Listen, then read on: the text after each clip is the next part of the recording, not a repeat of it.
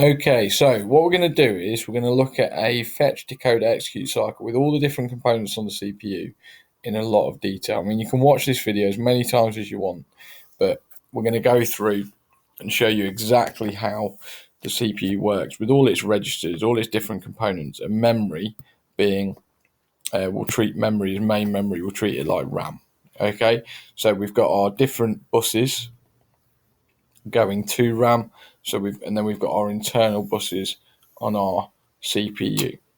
Okay, so our buses there, red means our address bus, green is our data bus, and blue is our control bus. Okay, so you'll notice that I've got some random instructions and data in memory, which is as it would be, and I've got our program counter at the start set to 1. So this is the very first thing it's going to do. So let's go through the motions. Step 1 is the contents of the program counter are copied to the MAR, because that program counter is our first memory address or our next memory address we want to get the data or instruction from. So we copy that to the MAR because the only way to go to memory via the address bus is using the MAR first.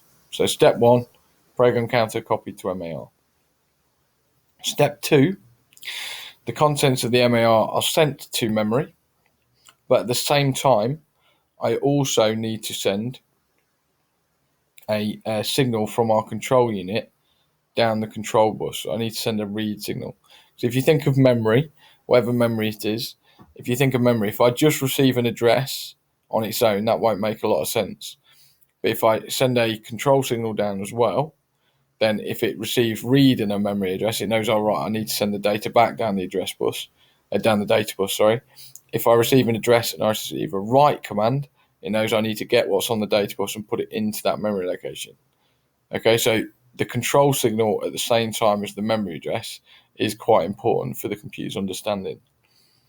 Step 3, because I sent one down the address bus and a read command down the control bus, the data from memory location 1 will get put on the data bus and sent to the MDR, the memory data register.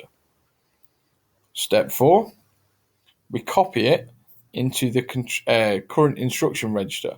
So we make a copy of this in here. Now, the reason we do this is because when we're in the execute part of the cycle, we might need to reuse the MDR if we want to send data back to memory or want to receive something else from memory.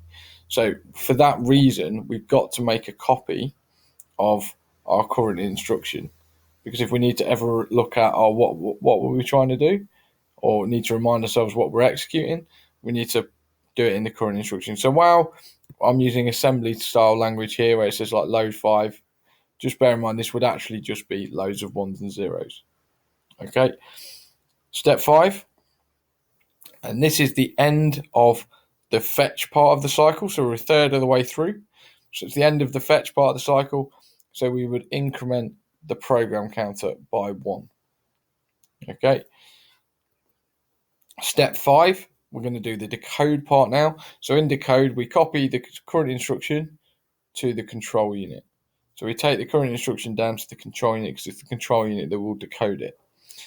And then we decode it. Now, decoding, I'm getting away from the map to show you what goes on inside the control unit.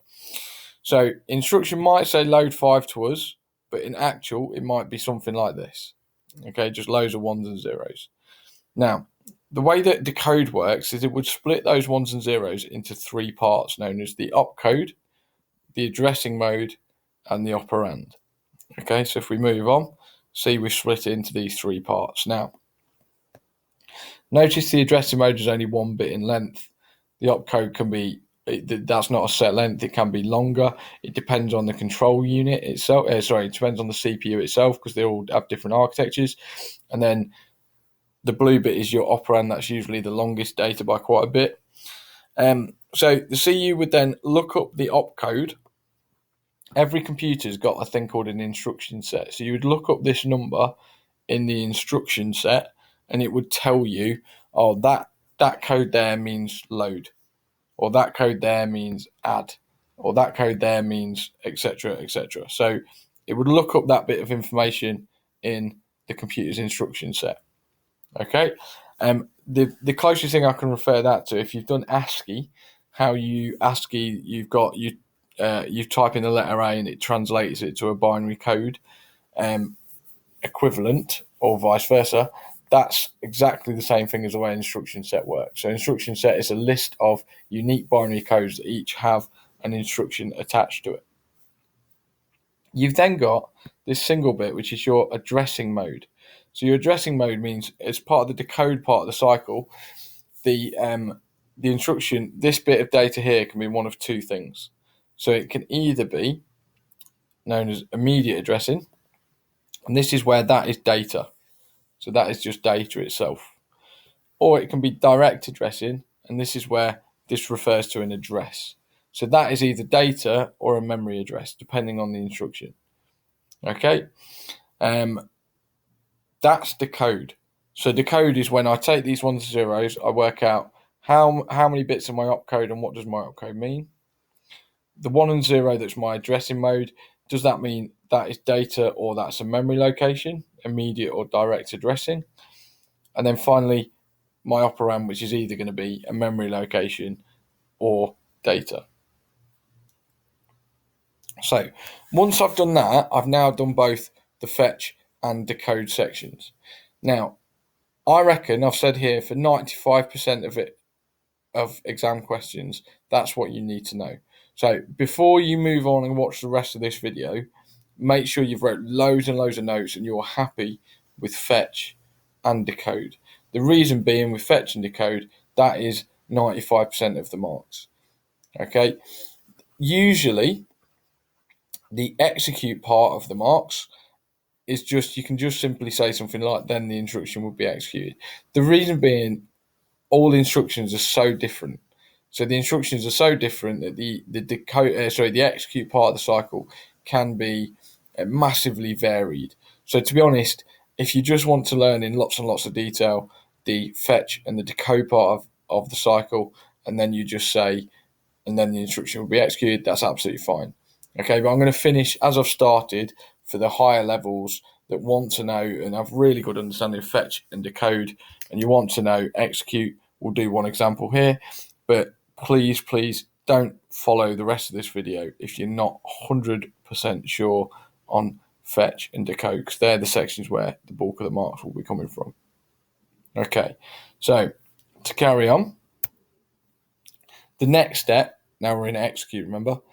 The next step will be to check the status register. So the reason we're checking the status register is because it's got things like carry bits and flags for the previous instruction that's been done. So sometimes the status register would influence what happens in the next part of this execute cycle. So don't worry about it now. Just remember, check the status register will be the first step of execute.